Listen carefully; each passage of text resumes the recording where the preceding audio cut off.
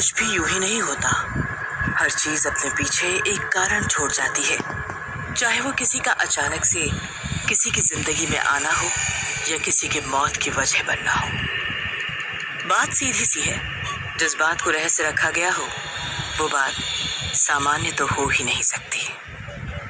ये अनहोनी तो 12 साल पहले ही लिखी जा चुकी थी, जब मृगांका ठाकुर के घर से अपने गेरुए रंग के कपड़ों में उसकी बीवी का अंतिम संस्कार कर अपने घर लौट रही थी। मायापुर गांव के लोग उसे दूरी बनाकर रखते थे, लेकिन उसे ताने मारने से बाज भी नहीं आते थे। रास्ते में उसे देखकर एक तरफ से आवाज आई, ये जब से आई है इस गांव में औरतें कुछ ज्यादा ही मरने लगी हैं। मृगांका बात को अनसुना कर वहां से चल दी। दूसरी गली में पहुंची ही थी कि किसी औरत ने घबरा कर कहा, अरे अरे दुल्हन को अंदर ले जाओ, इसकी नजर ना पड़ जाए। मृगांका बिना किसी को देखे नाक की सीध में चलती रही। उसका बेसब्री से इंतजार बस गली के कुत्तों को रहता था, जिन्हें वो शमशान का बचा हुआ खाना खिलाती थी। मृगांका की वो काली बड़ी आंखें जब उन्हें खाते हुए देखती तो और ज्यादा बड़ी और डरावनी दिखने लगती। उसका रंग रूप चाल ढाल सामान्य औरतों से कहीं अलग था। उसका हल्का सांवला चेहरा, जिसमें काजल और एक काली बिंदी के सिवा कोई सिंगार न था, और चमकने लगता। गेरुआ रंग का कपड़ा उसके बदन को इस तरह से ढका हुआ था कि शरीर के किसी भी अंग को बाहर की आबो हवा ना लग जाए।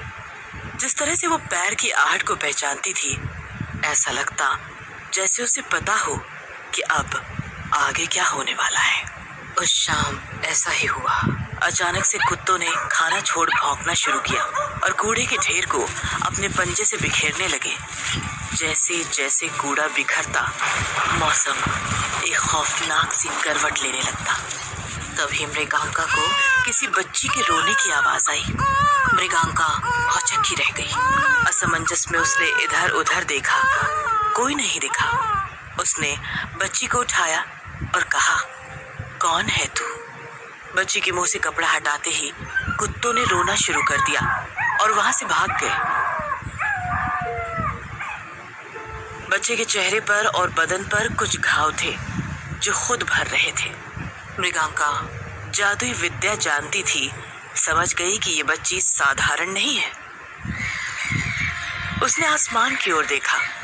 कौवे बच्ची के ऊपर घेरा बनाकर घूम रहे थे। ऐसा लग रहा था जैसे अब कभी इस मायापुर गांव में खुशियां लौटकर वापस नहीं आएंगी।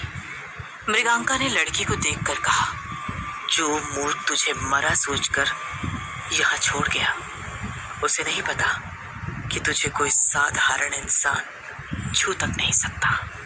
मृगांका बच्ची को गोद में लिए घर की तरफ बढ़ने लगी।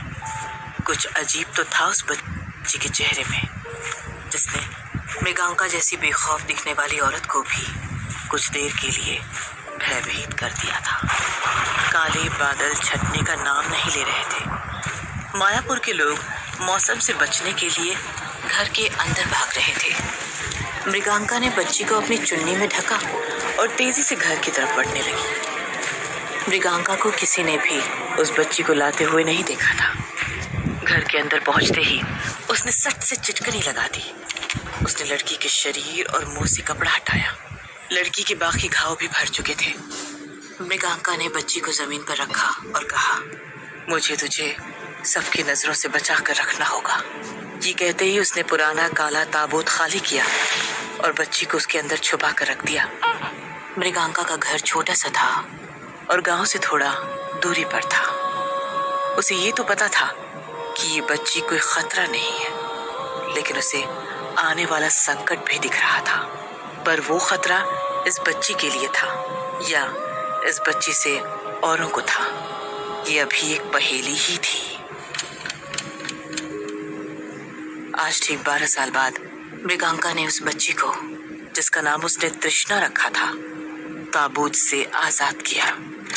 इतने सालों में तृष्णा ने उस ताबूत को ही अपना घर बना लिया था। आज मृगांका ने उसे पहनने को नया सिलाया हुआ कपड़ा दिया। जो रंग से काला ही था, लेकिन तृष्णा पर जच रहा था। मृगांका ने उसे ऊपर से नीचे तक देखा और थोड़ी गंभीर आवाज में कहा, तुझे मैं बाहर लेकर जा रही हूँ, लेकिन मेरे साथ ही रहना। कोई पूछे कि कौन हो, कहना मृगांका मेरी मौसी है, बस। इससे ज्यादा एक भी शब्द नहीं। तृष्णा ने हाँ में सिर हिलाया और दोनों घर से बाहर निकल गए। बाहर निकलते ही तृष्णा को आंख में सूरज की रोशनी चुभने लगी। मृगांका ने उसे पहनने को चश्मा दिया। वो हर चीज को गौर से देखती, हर एक आने जाने वाले का पहनावा, शक्ल को देखती रहती। आज तक मृगांका के सिवा तृष्णा ने कोई इंसान को देखा भी कहाँ था। बस कभी अगर कोई घर में आया तो ताबूत के छोटे छोटे छेदों से किसी को आधा अधूरा देख लिया करती थी। रास्तों से गुजरते वक्त अगर चेहरे पर हवा का झोंका आता तो वो खिलखिलाने लगती। नसीब में वो जो भी लिखा कर लाई हो, लेकिन थी तो एक 12 साल की ही बच्ची। उसने मृगांका से बड़ी ही मासूमियत से पूछा, तुम मुझे पहले कभी बाहर लेकर क्यों नहीं आई? मृगांका ने कोई जवाब नहीं दिया। वो तृष्णा के साथ कठोर स्वभाव ही रखती थी। तृष्णा बात का जवाब ना मिलने पर थोड़ी मायूस तो हुई, लेकिन उसे अपनी मृगांका मौसी के स्वभाव का भी पता था। तृष्णा को रास्ते में फूलों की रेड़ी दिखी और उसने जैसे ही फूलों को छुआ वो बेजान हो गए, मुरझा गए। इससे पहले कि किसी और की नजर पड़ती, मृगांका तृष्णा को तुरंत ही वहां से लेकर चली गई। मौसम बदलने लगा था, हवा और तेज हो गई थी। मृगांका के गुस्से का और खौफ का पारा बढ़ चुका था। वो तृष्णा का हाथ पकड़ उसे घर की तरफ खींच कर ले जाने लगी। तृष्णा पूछने लगी, वो क्या हुआ, फूल क्यों मुरझा गए? लेकिन मृगांका के पास उसके सवालों का कोई जवाब न था। घर पहुंचते ही उसने तृष्णा को अंदर धक्का दिया और गुस्से में चिल्लाकर कहा, इसलिए नहीं लेकर गई तुझे कभी कहीं। तृष्णा कुछ कहती कि मृगांका ने गुस्से में कांपती आवाज के साथ कहा, मना किया था ना तुझे कुछ भी छूने से।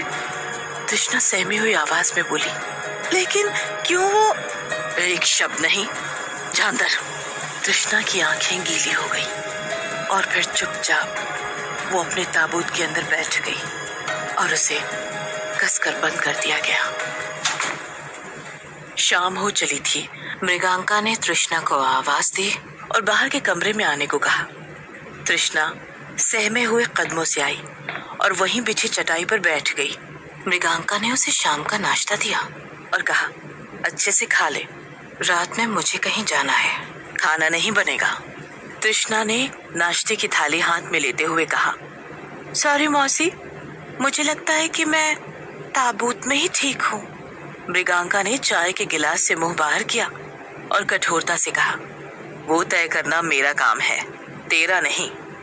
तृष्णा आगे कुछ कहती कि तभी किसी ने जोर से दरवाजा खटखटाया। मृगांका और तृष्णा ने एक दूसरे को देखा और फिर मृगांका ने धीरे से तृष्णा से कहा, तू अंदर जा। दरवाजे से फिर एक आदमी की भारी आवाज आई, अरे जल्दी खोलो।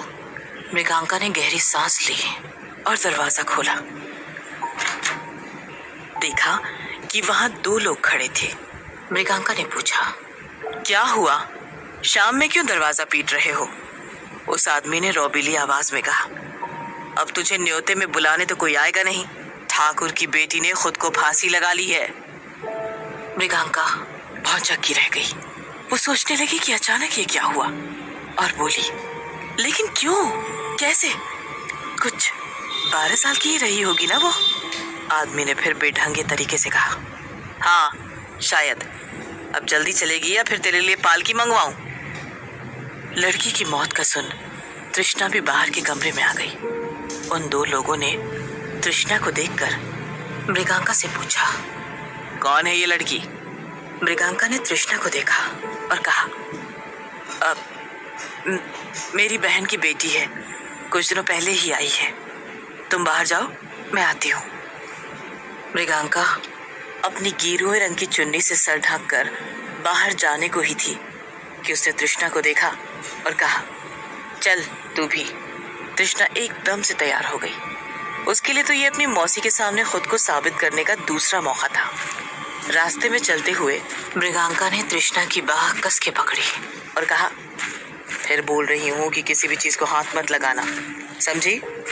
तृष्णा ने मासूमियत में सिर हिलाया। मृगांका और तृष्णा उन दोनों आदमियों के साथ ठाकुर की हवेली पहुंचे। घर में रोने का बुरा माहौल था और कुछ लोग लड़की को कोसते हुए कह रहे थे, कहा था बाहर पढ़ने मत भेजो, न जाने क्या सीख कर आई थी हॉस्टल से। कुछ ने कहा, अरे मरे हुए इंसान को कोस कर वो वापस तो आने वाला है नहीं। तभी मृगांका को ठाकुर की माँ ने कहा, अब तू जल्दी से इसका निपटारा कर दे ताकि घर की शुद्धि हो। मृगांका ने सफेद कपड़ा लड़की के मुंह से हटाया। लड़की का पूरा मुंह नीला पड़ा हुआ था। वो सोचने लगी, शायद जहर खाकर मरी हो। उसने लड़की के माथे पर चंदन का टीका लगाया और प्रथा अनुसार मृत लड़की के कान में कहा, तेरी आत्मा और तेरे शरीर का साथ इतना ही था, अब यहाँ से जा, वापस मत आना, सुना तूने? और फिर झट से उसका चेहरा ढक दिया। मृगांका ने मंत्र पढ़ना शुरू किया और कहा, सब लड़की की लाश से दूर खड़े रहो ताकि उसकी आत्मा को यहाँ से निकलने के लिए रास्ता मिले। सब शरीर से दूर खड़े हो गए। तृष्णा ये सब दूर से देख रही थी और सोच रही थी, क्या सच में इसकी आत्मा चली जाएगी? अगर वो जाना नहीं चाहती हो तो? पीछे से मृगांका के मंत्र उच्चारण की आवाज में गूंज रही थी। ओम त्र्यंबकम यजामहे सुगंधिम पुष्टिवर्धनम उर्वारुकमिव बंधनाम मृत्युर्मोक्षे मामृतात्। मृगांका ने ठाकुर को कहा, अब किसी पंडित को बुलाकर आप इसका अंतिम संस्कार कीजिए। मैं किसी अल्पायु लड़की का अंतिम संस्कार नहीं कर सकती। ये सुनकर सब हैरानी से मृगांका को देखने लगे। ठाकुर का भाई तेज सिंह गुस्से में बोला, क्यों? तू ही करती आई है गांव में औरतों का अंतिम संस्कार। औरतों का किया है, किसी अल्पायु लड़की का नहीं। मेरी जादुई विद्या मुझे इसकी स्वीकृति नहीं देती। दूसरी तरफ से गांव वाले कहने लगे, लेकिन अभी पंडित कहाँ से लाएंगे? और आत्महत्या वाली बात है, बाहर बात गई तो ठाकुर साहब की कितनी बदनामी होगी। मृगांका किसी से बहस नहीं करना चाहती थी। उसने समझाते हुए कहा, ये गलत होगा ठाकुर, बात मानो और पंडित को बुलाओ। ठाकुर अब अपनी कुर्सी छोड़कर मृगांका के पास आए और बोला, तुझे पैसा राशन सब डबल करके दूंगा मैं, बस इस लाश को रफा दफा कर। मृगांका को ठाकुर की बात इतनी अजीब लगी कि उसने कह दिया, बेटी है तुम्हारी ठाकुर, ये कैसे बात कर रहे हो? उसकी आत्मा की शांति चाहते हो तो जैसा कहती हूँ वैसे ही करो। मृगांका की बात सुनकर गांव की एक बूढ़ी बोली, पागल हो गई है क्या? ठाकुर साहब को मना कर रही है? इतने साल से उनके टुकड़ों पे ही पल रही है तू, वरना कब का तुझे गांव से धक्का मारकर निकाल दिया गया होता। मृगांका ने अपने स्थान से उठते हुए बस इतना कहा, मेरी विद्या इस लड़की को मोक्ष नहीं दे पाएगी। चल तृष्णा। मृगांका ने कदम आगे बढ़ाए ही थे कि उसे पीछे से चिल्लाने की आवाज आई, मौसी, मौसी। मृगांका पीछे मुड़ी। तृष्णा को गांव वालों ने पकड़ कर रखा था। मृगांका ये सब देखकर हैरान थी। वो कुछ कहती कि छोटे ठाकुर ने उसे धमकाते हुए कहा, मेरी भतीजी का क्रियाक्रम नहीं हुआ तो आज इसका होगा। मृगांका का भय उसके गले तक आ पहुंचा था। उसने देखा कि मौसम फिर बदल रहा है, हवा तेज हो गई थी। मृगांका ने खुद को संभाला और कोई अनहोनी हो उससे पहले उसने गांव वालों से विनम्रता से कहा, बच्ची ने क्या बिगाड़ा है, इसको छोड़ दो। जिस काम को करने की तुम जिद कर रहे हो वो मेरे हाथ में है ही नहीं। लेकिन लोग जिद में अंधे थे।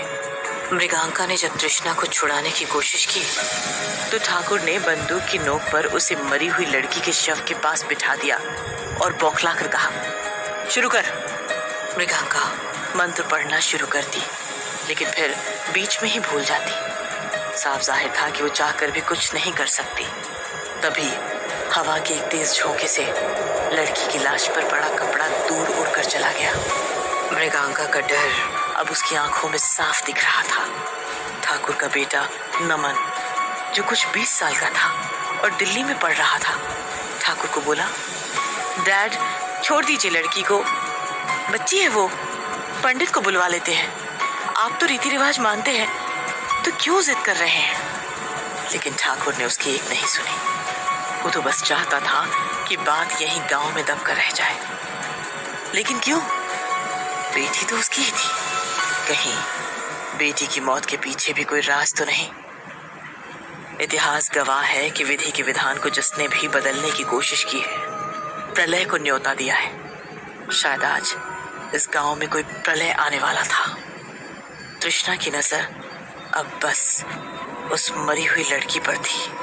उसका डर जैसे खत्म हो गया था। उसमें अचानक से न जाने कौन सी शक्ति आ गई कि पहलवान जैसे दिखने वाले आदमी को धक्का देकर एकटक उस लड़की को देखने लगी और उसकी ओर बढ़ने लगी।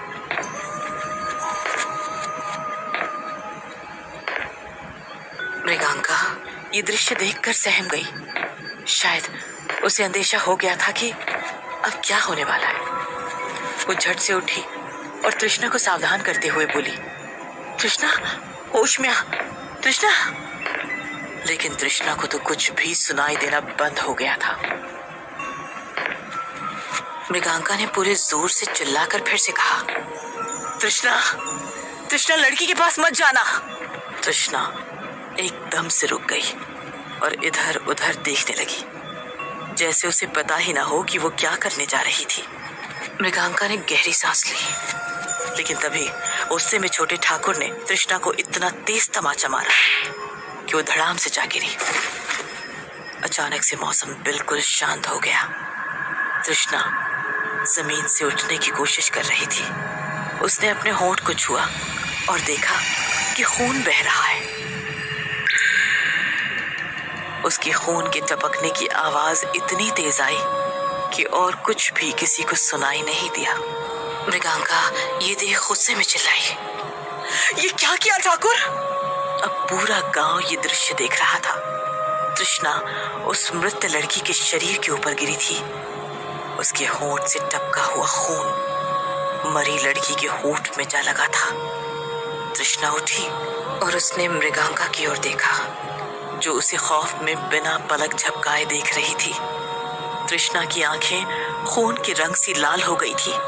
छोटे ठाकुर ने जब फिर से उसे मारने को हाथ उठाया तो तृष्णा ने उसका हाथ इतना कसकर पकड़ा कि वो उसके शरीर से ही अलग हो गया। ठाकुर दर्द से चिल्लाने लगा और देखते ही देखते हवेली के बाहर भगदड़ मच गई।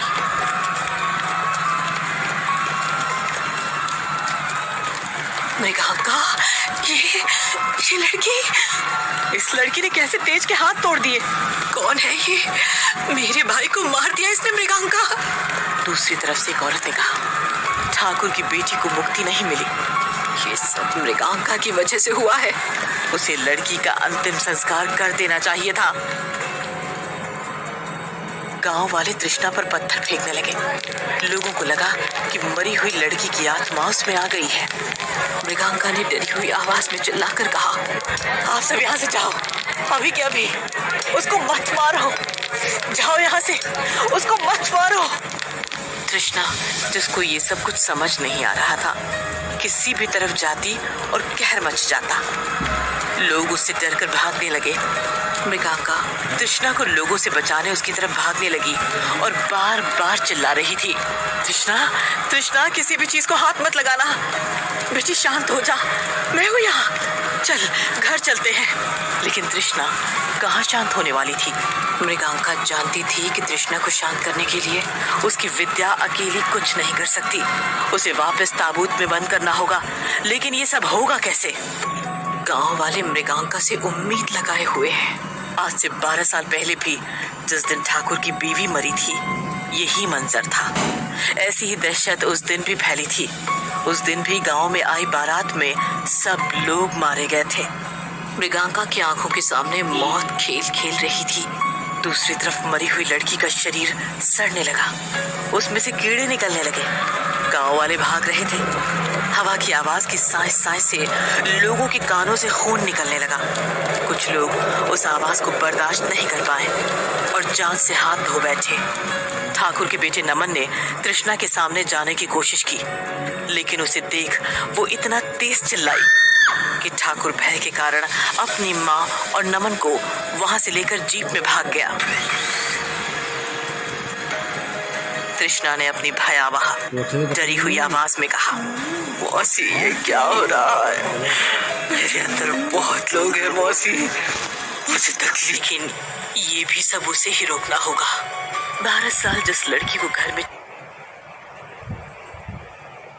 लगे, मृगांका तृष्णा को लोगों से बचाने उसकी तरफ भागने लगी और बार बार चिल्ला रही थी, तृष्णा तृष्णा किसी भी चीज को हाथ मत लगाना, बेटी शांत हो जा, मैं हूँ यहाँ, चल घर चलते हैं। लेकिन तृष्णा कहाँ शांत होने वाली थी। मृगांका जानती थी कि तृष्णा को शांत करने के लिए उसकी विद्या अकेली कुछ नहीं कर सकती। उसे वापस ताबूत में बंद करना होगा, लेकिन ये सब होगा कैसे? गांव वाले मृगांका से उम्मीद लगाए हुए हैं। आज से 12 साल पहले भी जिस दिन ठाकुर की बीवी मरी थी, यही मंजर था।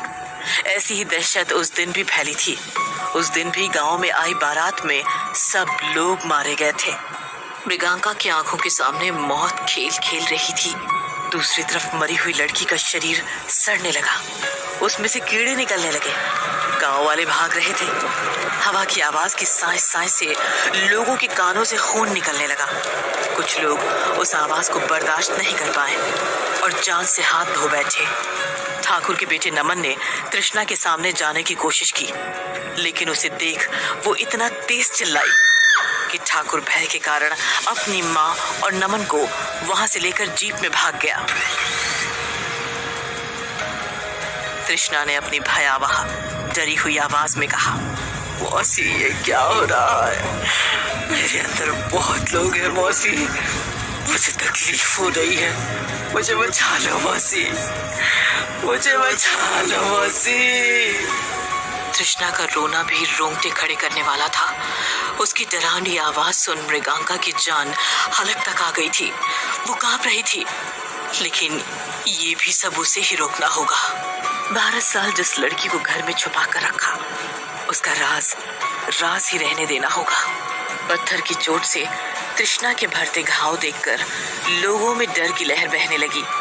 कोई उसे डायन कहता तो कोई चुड़ैल, कोई भूत। असल में तृष्णा क्या थी, ये बस मृगांका ही बता सकती थी। मृगांका ने आवाज को कड़ा करते हुए कहा, मुझे तुझे शांत करना ही होगा, यहाँ से घर वापस लेकर जाना ही होगा, ताबूत में फिर से बंद करना होगा। यहाँ से उसे लेकर जाने का मृगांका के पास बस एक ही तरीका था। तृष्णा के गुस्से में खुले हुए बालों को एक गूंथ में बांध पाए ताकि वो शांत हो। लेकिन तृष्णा तक पहुंचेगी कैसे? तृष्णा तो लोगों की लाशों के बीचों बीच खड़ी थी, बेखौफ, बेबाक। क्या होगा आगे? क्या मृगांका तृष्णा को शांत कर पाएगी? तृष्णा के सच को कब तक लोगों से छुपा कर रख पाएगी? जानने के लिए जुड़े रहिए काल भैरवी की इस रहस्यमयी कहानी के अगले भाग से, सिर्फ